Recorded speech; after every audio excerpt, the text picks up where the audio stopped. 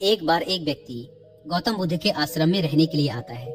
आश्रम के शांति में 2 दिन बिताने के बाद वो बुद्ध के पास जाता है और कहता है, बुद्ध, मेरे मन में कुछ प्रश्न उठ रहे हैं। मैं आपसे उन प्रश्नों के उत्तर जानने आया हूँ। बुद्ध ने मुस्कुराते हुए कहा, पूछो, क्या प्रश्न है तुम्हारे? व्यक्ति ने कहा, बुद्ध, मैं अपने जीवन से बिल्कुल भी खुश नहीं हूँ। दुखों और मुसीबतों के पहाड़ ने मेरे जीवन को नर्क बना रखा है। मेरी जिंदगी में कुछ भी अच्छा नहीं चल रहा, कुछ भी। मैं आपसे जानना चाहता हूँ कि आखिर मेरे साथ ये सब क्यों हो रहा है?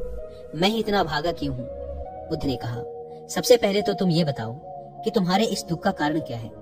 वो कौन सी चीजें हैं जिसने तुम्हें इतना व्याकुल और चिंतित कर रखा है? बुद्ध के प्रश्न के बारे में थोड़ी देर तक सोचने के बाद व्यक्ति ने कहा, बुद्ध, ये कैसा बेतुका सवाल है। मैंने आपसे प्रश्न किया और आप उत्तर देने की बजाय मुझे से वापस प्रश्न कर रहे हैं। व्यक्ति की बात सुनकर बुद्ध मुस्कुराए और बोले, दुख तुम्हारा है तो इसका कारण भी तुम्हें ही पता होना चाहिए। अगर तुम्हारे दुख का कारण तुम्हें ही नहीं पता तो फिर तुम मुझसे कैसे उम्मीद कर सकते हो कि मुझे तुम्हारे दुख का कारण पता होगा? व्यक्ति ने कहा, बुद्ध, लेकिन लोग तो कहते हैं कि आप भगवान हैं, आप सब कुछ जानते हैं, आप लोगों के मन को पढ़ लेते हैं, फिर आपको मेरे दुख का कारण तो पता ही होगा। बुद्ध हल्के से मुस्कुराए और फिर गंभीर आवाज में बोले, यही तो तुम सबसे बड़ी गलती कर रहे हो। तुम सोच रहे हो कि कोई और आएगा और तुम्हारी सारी समस्याओं से तुम्हें छुटकारा दिला देगा, लेकिन ऐसा कभी नहीं होने वाला। अगर तुम्हारी परेशानियों से तुम्हें कोई छुटकारा दिला सकता है तो वो तुम खुद हो। तुम्हें लगता है कि मैं बुद्धत्व को प्राप्त हो चुका हूँ तो मैं तुम्हारी समस्याओं को खत्म कर सकता हूँ। नहीं, मैं भी तुम्हारी ही तरह हूँ। बस फर्क ये है कि अब मेरे अंदर कोई उलझन शेष नहीं रह गई, सब कुछ स्पष्ट हो चुका है। और जिस दिन तुम्हारे अंदर की भी सारी उलझनें समाप्त हो जाएंगी, उस दिन से तुम्हें भी अपनी समस्याओं के समाधान के लिए किसी बुद्ध के पास जाने की जरूरत नहीं पड़ेगी। बुद्ध ने व्यक्ति से पूछा, क्या तुमने कभी किसी पुष्प को ध्यान से देखा है?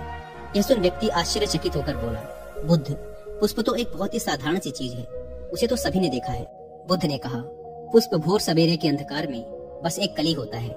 दिन के उजाले में खिलकर एक पुष्प बनता है और शाम होते होते मुरझाकर गिर जाता है। अगर पुष्प सिर्फ इस बात की चिंता करता रहे कि शाम तक तो उसे मुरझाकर गिर ही जाना है, तो वो कभी भी खिल नहीं पाएगा। इसी प्रकार अगर तुम हर समय सिर्फ अपने दुखों के बारे में ही सोचते रहोगे तो तुम कभी भी खुश नहीं हो पाओगे।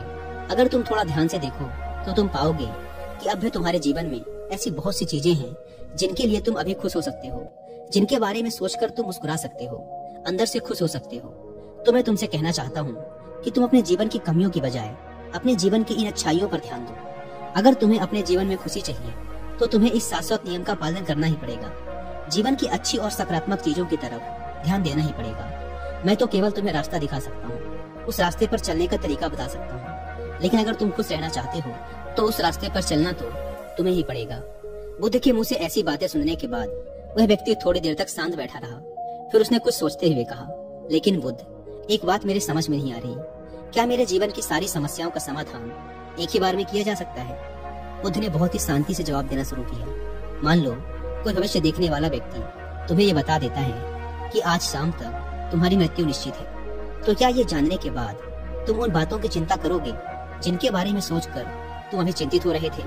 नहीं, तुम्हें कोई ऐसी समस्या याद भी नहीं आएगी जिसके लिए तुम अभी चिंतित हो रहे हो, क्योंकि उस समय तुम केवल जीवन की उस सच्चाई के बारे में सोच रहे होगे जिसे लोग मृत्यु कहते हैं। और अचानक तुम्हें महसूस होगा कि जिन छोटी छोटी बातों को तुम अपने जीवन की सबसे बड़ी समस्या समझकर बैठे थे वो तो कुछ भी नहीं थी। अचानक तुम्हें लगेगा कि चिंता करना तो व्यर्थ है, मैं तो शाम तक इस दुनिया को छोड़कर जाने वाला हूँ। और तुम्हें अपने जीवन के वो सारे पल व्यर्थ लगेंगे जो तुमने चिंता, जलन और बेवजह के दुख में बिताए थे। लोग बोलते तो हैं, लेकिन वो कभी भी अंदर से स्वीकारते नहीं कि एक दिन उन्हें भी इस दुनिया को छोड़कर जाना है। उनकी चाहत, उनकी इच्छाएं इतनी मजबूत होती हैं कि वो खुद को अमर मान लेते हैं। खुशी और दुख दोनों ही स्थायी नहीं है, ये हमारे कर्मों और विचारों की वजह से पैदा होते हैं। व्यक्ति जो कि बुद्ध की बातों को पूरा ध्यान लगाकर सुन रहा था, उसने बीच में रोकते हुए कहा, बुद्ध, तो क्या आपके कहने का अर्थ ये है कि मैं हमेशा ये सोचता रहूं कि मैं मरने वाला हूँ, और क्या ऐसा सोचना मेरी सारी समस्याओं को खत्म कर देगा? बुद्ध ने कहा, नहीं, ऐसा कभी मत सोचो। बस तुम्हें यह स्वीकार कर लेना है कि इस दुनिया में मेरी उपस्थिति अनिश्चित है, और जब तक मैं यहाँ हूँ एक खुश जीवन जीऊंगा। जो भी अच्छी चीजें तुम्हारे जीवन में हो रही हैं या हैं, उनके साथ जियो, वो तुम्हें अंदर से खुशी और शांति देगी। अपने दिमाग को सही करो और धीरे धीरे तुम्हारे अंदर की सारी उलझनें समाप्त हो जाएंगी। इंसान के जीवन के ज्यादातर दुख और समस्याएं उसकी इच्छाओं की वजह से पैदा होते हैं। इसीलिए अपने मन को नियंत्रित करो, अगर तुम अपने दिमाग को एक बच्चे के दिमाग के जितना सुलझा कर रख सकते हो तो तुम्हें आंतरिक शांति का अनुभव होगा। व्यक्ति ने कहा, बुद्ध, आपने मन के नियंत्रण की बात की। अपने इस चंचल मन को हम नियंत्रित कैसे कर सकते हैं? बुद्ध ने कहा, तुम्हें सबसे पहले खुशी और दुख के बीच के अंतर को समझना जरूरी है। तुम्हें पहले ये जानना होगा कि तुम्हारे लिए खुशी और दुख का क्या मतलब है। फिर उसके बाद अभ्यास के द्वारा तुम्हें अपने मन को ऐसे तैयार करना है कि ज्यादा खुशी के मौके पर ये ना तो बहुत ज्यादा खुश हो और ना ही दुख आने पर बहुत ज्यादा दुखी। तुम्हें अपने आप को पूरी दृढ़ता के साथ मध्य में रखने का प्रयास करना है, जिसे मैं मध्यम मार्ग कहता हूँ। अगर तुम अपने जीवन में गहराई से झांको और ये पता करने की कोशिश करो कि तुम्हारे दुख क्या हैं और ये क्यों पैदा होते हैं, तो अंत में तुम्हें इसका एक ही जवाब मिलेगा कि तुम्हारे सारे दुखों का कारण तुम खुद हो। तुम्हारी इच्छाएं, तुम्हारी चाहत, तुम्हारा लगाव ही तुम्हारे सारे दुखों का कारण है। पर क्योंकि मन ही तुम्हारी सारी चाहत, सारी इच्छाएं पैदा करता है, इसीलिए अगर तुमने अपने मन को नियंत्रित कर लिया तो तुम्हारे सारे दुख खत्म हो जाएंगे। दोस्त, अगर तुम एक छोटा सा काम और कर सको तो तुम देखोगे कि तुम्हारे जीवन के सारे दुख हमेशा के लिए खत्म हो जाएंगे। बुद्ध के मुंह से ऐसी बात सुनने के बाद व्यक्ति ने उत्साहित होते हुए कहा, मुझे क्या करना होगा बुद्ध? बुद्ध ने कहा, अगले 2 दिनों तक तुम किसी से बात नहीं करोगे और 2 पेपर लेकर आश्रम की एकांत जगह पर बैठ जाओगे। वहाँ शांति से बैठकर तुम्हें सोचना है और पहले पेपर पर उन सारे दुखों के बारे में लिखना है जो तुम्हें परेशान कर रहे हैं, और साथ में ही तुम्हें उन सारे दुखों का कारण भी लिखना है। और दूसरे पेपर में तुम्हें उन सारी खुशियों के बारे में लिखना है जो तुम्हारे जीवन में अभी है, और साथ ही तुम्हें इसका कारण भी लिखना है कि तुम्हें यह खुशी क्यों है। जल्दबाजी करने की कोई जरूरत नहीं है, तुम्हारे पास काफी समय है, तुम आराम से सोच सकते हो। जाओ और जाकर आराम से बैठकर सोचो और लिखो। व्यक्ति ने बुद्ध को प्रणाम किया और जाकर आश्रम के एक कोने में बैठ गया। 2 दिनों बाद वह बुद्ध के पास वापस आया। उसके हाथ में काफी सारे पेपर थे। बुद्ध ने उसे देखते ही कहा, सबसे पहले मुझे तुम्हारे दुखों वाले कागज को पढ़कर सुनाओ। व्यक्ति ने पेपर पढ़ना शुरू किया। पहला, मेरे परिवार में मेरे सारे भाई अमीर हैं, लेकिन मैं गरीब और कर्जदार हूँ, क्योंकि मैं काम करने से डरता हूँ। मैं काम से ज्यादा आराम करता हूँ और साथ ही मैं खुद की दूसरों के साथ तुलना भी करता रहता हूँ। व्यक्ति ने आगे पढ़ना शुरू किया। दूसरा, मेरे पड़ोसियों ने अपना बहुत सा धन बचत के रूप में रख रखा है, लेकिन मेरे पास बचत के नाम पर कुछ भी नहीं है। इसका सबसे पहला कारण यह है कि मैं बहुत ही कम काम करता हूँ, जिसकी वजह से मैं बहुत थोड़ा ही कमा पाता हूँ, लेकिन मैं खर्च बहुत ज्यादा करता हूँ अपनी गलत संगति की वजह से, जिसका परिणाम ये है कि आज मेरे पास बचत के नाम पे कुछ भी नहीं है। तीसरा, मेरी पत्नी बहुत लंबे समय से बीमार है और इसकी इस बीमारी का कारण मैं खुद हूँ, क्योंकि अपनी लापरवाही की वजह से मैं उसे कभी भी किसी वैद्य के पास नहीं ले गया। मैंने उसे किस्मत के भरोसे छोड़ दिया। लेकिन सच्चाई तो ये है कि कहीं न कहीं मेरे अंदर यह चाहत थी कि अगर मेरी पत्नी की इस बीमारी की वजह से मौत हो जाती है तो मैं किसी दूसरी सुंदर स्त्री से विवाह कर लूंगा। चौथा, मैं अपने मन में मुफ्त का धन पाने के बहुत से ख्याली पुलाव और योजनाएं बनाता रहता हूँ, लेकिन जब वह योजनाएं पूरी नहीं होती तो मैं दुख और चिंताओं के सागर में डूब जाता हूँ, और फिर मैं अपने इस दुख और चिंता से बाहर आने के लिए हर रोज मदिरा का सेवन करता हूँ, और अपनी इस आदत का जिम्मेदार भी मैं खुद ही हूँ। हालांकि मैं जानता हूँ कि मेरे पास हर रोज मदिरा का सेवन करने के लिए पर्याप्त धन नहीं है, लेकिन मैं फिर भी ऐसा करता हूँ। हालांकि मैं मदिरा और धूम्रपान के सेवन के बिना भी अपना दिन खुशी खुशी जी सकता हूँ, लेकिन मैं फिर भी ऐसा करने के लिए बहाने ढूंढता रहता हूँ। हे बुद्ध, ये चारों मेरे सबसे बड़े दुख हैं, और बहुत गहराई से सोचने के बाद मैंने पाया कि कहीं न कहीं अपने इन चारों दुखों का कारण मेरे द्वारा किए गए कर्म और मेरे विचार ही हैं। यह सुनने के बाद बुद्ध मुस्कुराए और बोले, अच्छा, अब तो मुझे अपना खुशियों वाला कागज पढ़कर सुनाओ। इस बार व्यक्ति ने बहुत ही उत्साहित होकर पढ़ना शुरू किया।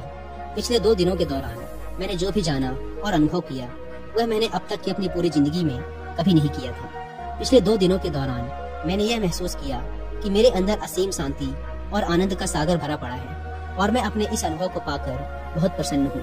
मेरी खुशी के कारणों की सूची बहुत लंबी है, जिसे पढ़कर आपको सुनाने में बहुत लंबा समय लग जाएगा।